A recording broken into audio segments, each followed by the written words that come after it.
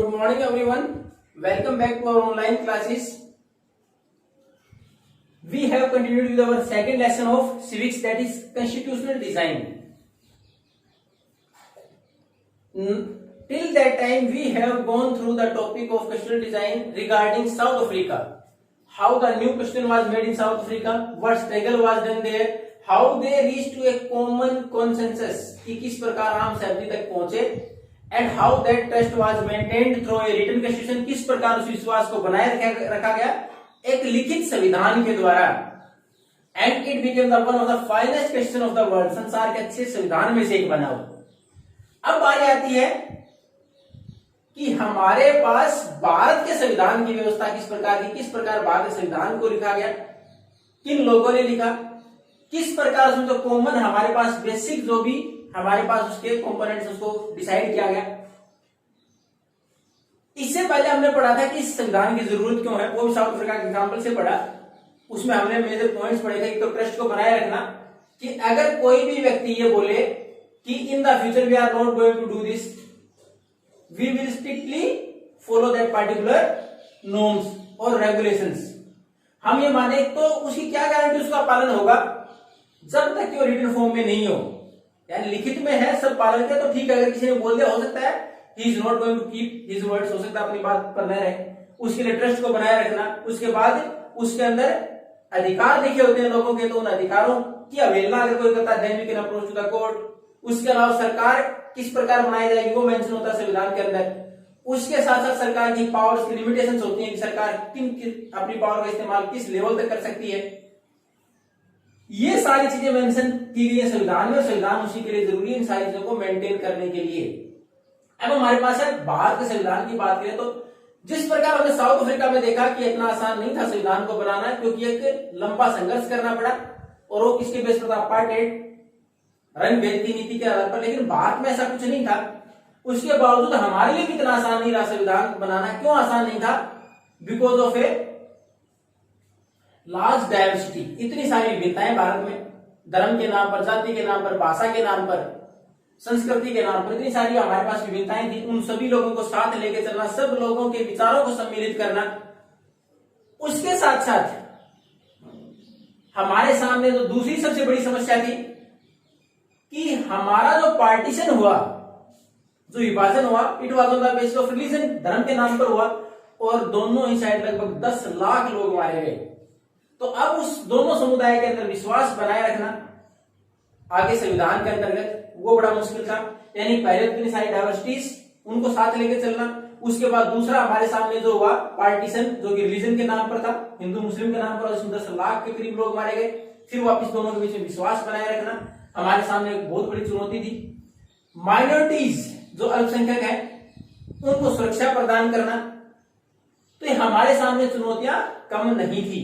और एक और सबसे बड़ी परेशानी हमारे सामने, a biggest challenge which was created by the British government, एक बड़ी चुनौती जो सरकार कौन सी ब्रिटिश गवर्नमेंट ने हमारे सामने खड़ी की, कौन सी थी? The British government given a free hand to the princely states, if they want to be free then they can, if they want to go with India it's up to them only, and if they want to join Pakistan they can. अब उसमें दे रखा था कि British जब हमारे यहां से गए, उन्होंने हमें जब आजाद किया, उसके बाद जो आपने कैबिनेट मिशन देखा था जो भारत में आया, तो हमें जो पार्टीशन के लिए जो प्रस्ताव दिया गया उसमें क्या क्या मेंशन था, प्रिंसली स्टेट्स हैं उनको छूट दे दी गई, जो रियासतें थी उनको छूट दे दी गई कि अगर वो चाहे तो स्वतंत्र रह सकती हैं, अगर चाहे तो भारत के साथ चली जाए, अगर पाकिस्तान के साथ जाना था तो पाकिस्तान के साथ चली जाए, यानी उनको फ्री हैंड दिया गया। एक बहुत बड़ी चुनौती थी प्रिंसली स्टेट्स को देश के अंदर शामिल करना, एक व्यवस्था में शामिल करना। तो हमारे लिए इतनी सारी परेशानियां थी। अब आपको प्रिंसली स्टेट्स में थोड़ा सा लग रहा होगा कि what do mean by princely states, नया वर्ड हो सकता है आपके लिए। अब देखो प्रिंसली स्टेट्स और प्रोविंसेस,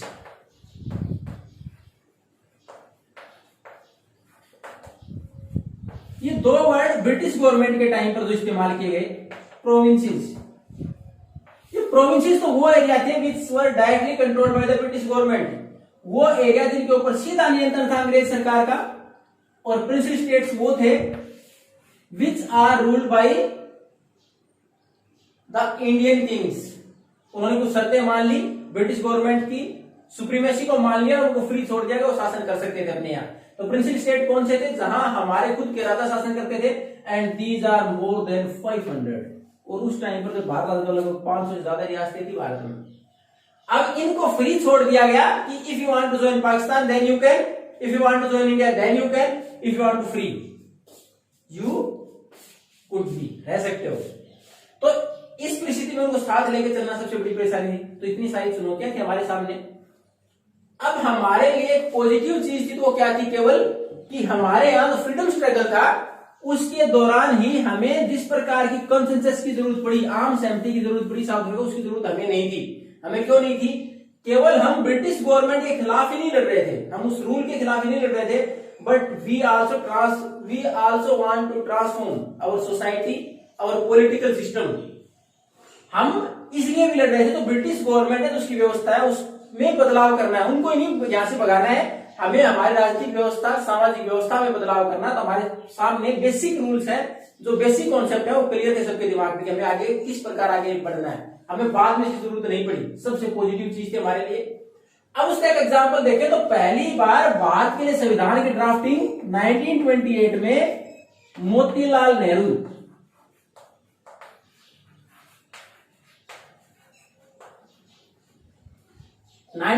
में भारत के लिए एक संविधान की ड्राफ्टिंग की गई थी, कि प्रारूप तैयार किया गया था। मोतीलाल नेहरू और उनके साथ 8 कांग्रेस के लीडर होते, उन्होंने ड्राफ्टिंग की थी। उसके बाद 1931 में कराची में जो कांग्रेस सेशन हुआ, कांग्रेस का अधिवेशन हुआ, उसके अंदर फिर से इस पर डिसाइड किया गया, डिस्कस किया गया, व्हाट वुड बी फ्री और इंडिपेंडेंट इंडिया, किस प्रकार का होगा हमारा स्वतंत्र भारत, यानी उसमें नियम कैसे होंगे, किस संविधान को फॉलो करेंगे, कौन से नियमों का पालन होगा। अब इन दोनों में एक कॉमन चीज क्या थी? जो मोतीलाल नेहरू और उसके साथ कांग्रेस लीडर्स ने जो बनाया था संविधान, या फिर 1931 में कराची अधिवेशन में डिस्कशन हुआ, उसमें एक कॉमन चीजें क्या क्या थी? Universal franchise. सारे सहमत थे कि सबको वोट का अधिकार दिया जाएगा, क्योंकि ब्रिटिश गवर्नमेंट के दौरान कुछ एक लोगों को मिला था कि यूनिवर्सल फ्रेंचाइज, और ये क्या? सार्वभौमिक, सबको वोट का अधिकार मिलेगा। दूसरा, some basic rights like right to equality, right to freedom will be given, कि स्वतंत्रता और समानता का अधिकार दिया जाएगा, दोनों में कॉमन थी। उसके साथ साथ प्रोटेक्शन टू द माइनॉरिटी, अल्पसंख्यक है उनको सुरक्षा दी जाएगी। Minority which are smaller in number, जिनकी संख्या कम हो, वो माइनॉरिटी है। हमारे रिलीजन के नाम पर डिस्कस करते हैं, हम इसको रिलीजन के नाम पर माइनॉरिटी मानते हैं। किस प्रकार? एक्सेप्ट हिंदूज, आइदर सिख, मुस्लिम, जैन, बौद्ध, क्रिश्चियन, सारे क्या हमारे माइनॉरिटीज हैं। तो माइनॉरिटी की संख्या कम, उनके अधिकारों की सुरक्षा की जाएगी। ये सारे कॉमन चीजें थी दोनों ही संविधान में। तो हमारे सामने ये चुनौती थोड़ी सी कम थी, क्योंकि लोगों के दिमाग में एक सहमति बन चुकी थी कि हमारा देश कैसा होगा, संविधान कैसा होगा। दूसरा हमारे सामने जो थोड़ा सा आसान था वो क्या था? कि we were very much familiar about the British political institutions, जो अंग्रेजों के राजनीतिक संस्थान थे, जहां से सारे नियम बनते थे, किस प्रकार व्यवस्था चलेगी, उससे हम फेमिलियर हो चुके थे। किस प्रकार फेमिलियर हो चुके थे? 1937 में हमारे यहाँ लेजिस्लेटिव काउंसिल के चुनाव कराए गए थे, प्रांतों में, इन प्रोविंसेस में चुनाव कराए गए थे। हालांकि they have given the voting right to few, कुछ एक लोगों को वोटिंग राइट दिए गए थे, लेकिन कम से कम हमें अपना मौका तो मिला। पार्लियामेंट किस प्रकार बातचीत, किस प्रकार डिस्कशन, किस प्रकार डिबेट होंगी, किस प्रकार इश्यूज को रखा जाएगा, तो हम उनसे फेमिलियर हो गए थे कि किस प्रकार के पॉलिटिकल इंस्टीट्यूशंस होने चाहिए। उससे हम very much familiar with that particular political institutions. अब हमने ब्रिटिश से ये सीख लिया था कि किस प्रकार की व्यवस्था होनी चाहिए। हालांकि उन्होंने कुछ को दिया था, हमने यूनिवर्सल फ्रेंचाइज लागू कर दिया, सबको वोट का अधिकार दे दिया था, लेकिन हमने सीखा तो वहीं से। और इसी का परिणाम था कि 1935 में इंडियन एक्ट ऑफ 1935 है,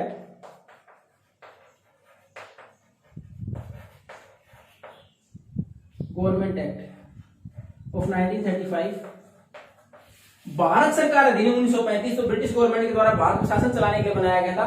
we have taken most of provisions from there, हमने ज्यादा उसकी प्रोविजंस थे उसको हमने अपना लिया था। जब हमारा नया संविधान लागू किया गया तो अंग्रेज सरकार जिस प्रकार हमारे 1935 के कानून के अनुसार शासन चला रही, हमने उनको अपना लिया था, क्योंकि हम ब्रिटिश गवर्नमेंट के बहुत सारे उनसे फेमिलियर थे, उनको हम कुछ एक को हम अच्छा भी मानते थे व्यवस्था को, उसके अनुसार हमने इसको अपना लिया था।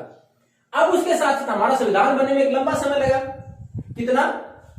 It was of 2 years 11 months and 18 days, nearly about 3 years, लगभग 3 साल का समय लगा हमें बनाने में। तो इतना लंबा समय डिस्कशन और डिबेट का उसका बेनिफिट क्या हुआ हमें? उसका बेनिफिट ये हुआ, हमारे जो लीडर्स थे वो कई जगह उन्होंने विजिट भी की, हमारी जो पुरानी व्यवस्थाएं थी या पुराने जितने भी हमारे यहाँ अलग अलग देशों में जो डेवलपमेंट है उनके बारे में उन्होंने पढ़ा भी, सीखा भी और उनसे इंस्पायर भी, उन बातों को आगे संविधान में रखा जा सका। एग्जाम्पल देख ले हम, तो हमने 1789 में जो फ्रेंच रिवॉल्यूशन हुई थी, 1789 की जो फ्रेंच रिवॉल्यूशन हुई, उसमें हमारे आप जो फर्स्ट लेसन पढ़ा था हिस्ट्री का, उसमें देखा the major legacy was the fundamental rights, तो वो अधिकार कि लोगों को अधिकार मिलेंगे, there must be a government of according republic और democratic government would be there, कि हमारे पास लोकतांत्रिक और गणतांत्रिक सरकार होगी, वो सारे विचार सीखे। फिर हमारे पास 1970 में फ्रेंच के बाद कौन सी, अगर रशियन रिवॉल्यूशन की बात करें, समाजवाद की जो सामान्य वर्ग है उसको किस प्रकार सरकार में पार्टिसिपेट करने का मौका मिले, सामान्य व्यक्ति का अधिकार हो सरकार में शामिल होना, हमने वहां से ये सीखा। उसके साथ साथ ब्रिटेन में पार्लियामेंट ने तो 1688 में शासन ले लिया था राजा से, 1688 में पार्लियामेंट की स्थापना हो गई थी ब्रिटेन में। अब हमने वहां से पार्लियामेंट्री फॉर्म ऑफ गवर्नमेंट सीखा कि संसद किस प्रकार की, किस प्रकार डिस्कशन हो, किस प्रकार डिबेट हो, किस प्रकार के हाउसेज होंगे हमारे पार्लियामेंट के, ये हमने ब्रिटेन से सीखा। तो ये अलग अलग चीजें हैं, हमने पूरे संसार से सीखी, लेकिन इसका मतलब ये नहीं है we have totally imitating that, हमने उनकी नकल नहीं किया जी चीज। हमने ये देखा are these applicable to India, क्या ये सारी चीजें भारत पर लागू हो सकती हैं? जो लागू हो सकती थी भारत की परिस्थितियों के अनुसार उनको लागू कर दिया गया। तो ये हमारे पास कॉन्स्टिट्यूशन डिजाइन में हम आगे बढ़ेंगे, हमारे संविधान किसने बनाया, कितने लोग शामिल थे, किन की महत्वपूर्ण भूमिका रही, किसने किस प्रकार के विचार दिए, किस प्रकार लोग चुने गए थे। उससे पहले हमने कॉमन ये पढ़ा कि हमारे संविधान बनाने में समस्याएं क्या क्या थी। हमारे पास भी डायवर्सिटी बहुत सारी, विविधताएं बहुत सारी थी, सबको साथ लेके चलना। दूसरा पार्टीशन हुआ था हमारा संविधान बनने से पहले ही, तो उसमें हमारे यहाँ पार्टीशन किसके बेसिस पर हुआ, धर्म के नाम पर। तो हमारे यहाँ थोड़ा सा आपस में there was hated between 2 religious communities, तो हमारे लिए आसान नहीं था दोनों के अंदर ट्रस्ट को वापस बनाए रखना, विश्वास को बनाए रखना। उसके साथ साथ ब्रिटिश गवर्नमेंट ने जो हमें अलग होने के लिए पार्टीशन के दौरान जो प्लानिंग हमें योजना जो दी, उसमें क्या था कि हमारे यहाँ प्रिंसली स्टेट्स थे जो हमारी रियासत ने वो छूट दे दी थी फ्री रहने की, वो हमारे सामने एक बहुत बड़ी चुनौती थी। आसान क्या रहा हमारे लिए? आसान हमारे लिए जो हमारे पास कॉन्सेंसस, हमारा पहले ही लोग स्ट्रगल के दौरान, फ्रीडम स्ट्रगल के दौरान एक सहमति बन चुकी थी कि देश की शासन व्यवस्था कैसी होगी, लोगों को अधिकार मिलेंगे, बेसिक राइट्स पर किसी को कोई कंफ्यूजन नहीं था। वो हमने देखा 1928 और 28 में संविधान बनाया गया मोतीलाल नेहरू के द्वारा, उसमें भी 31 के अधिवेशन में भी कॉमन चीजें थी, universal franchise, right to equality, right to freedom, protection to the minority. तो हमारे सामने सामान्य चीजें थी जो कि इंक्लूड की जानी थी और बहुत पहले सहमति बन चुकी थी। दूसरा हमारे लिए आसान था, हम पॉलिटिकल सिस्टम जो ब्रिटिशर्स का था उससे वेल अवेयर थे, बहुत अच्छे से पहले से मालूम था कि शासन किस प्रकार चला जाए, कौन सी व्यवस्था हो, उससे हमारे लिए आसान हो गया पार्लियामेंट्री फॉर्म ऑफ गवर्नमेंट को अपनाना। और अलग अलग जगह से हमने बहुत सारी चीजें सीखी। We have not imitated directly, हमने सीधा नकल नहीं की। पहले हमने ये देखा दीज आर एप्लीकेबल और नॉट इन इंडियन कंडीशन, क्या वो लागू हो पाती है या नहीं, अगर है तो उनको अपना लिया गया। तो इससे हमारे यहाँ एक बहुत अच्छा संविधान बनकर तैयार हुआ। अगली क्लास में हम पढ़ेंगे किस प्रकार उस संविधान को वास्तविक रूप दिया गया। उस टाइम तक आप एक बार go through the lesson. If you have any doubt then you can ask. We will proceed in the next class. Thank you and have a nice day.